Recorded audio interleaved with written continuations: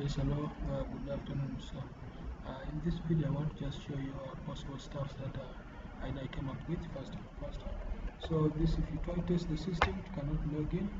And then, if you use the right login details, or if at all there's nothing, it also tells you wrong login details, so it captures all of those details in the system. And if you write the right stuff for now, it also logs into the system. Now, when it logs into the system, I have different panels I've come up with. This is the admin section, so we have different part of the database.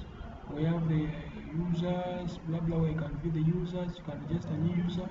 Let me say just JJ, if as long as it's not taken, maybe it's a worker or it's a cashier, depending on that. This you need to let me know. We have cashier, we have worker, things of that sort. Then here on KK, maybe it has a password. If you submit, I think you can see it logs us directly. And here I think you can see the new user is being added, and if you can come here, you can view.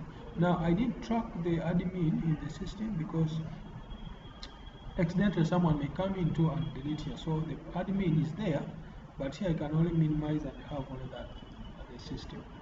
Then you have the category, the same thing. You can come here, add the category, you can go and view the categories which are going to be there. So which I'm going to add that part of the system. Then the suppliers, which I'm going to work on that, add that, and then the purchases. So it's something of that sort. So this thing, it is in that format, and the database that is configured to have all of these stuffs done. It's just here.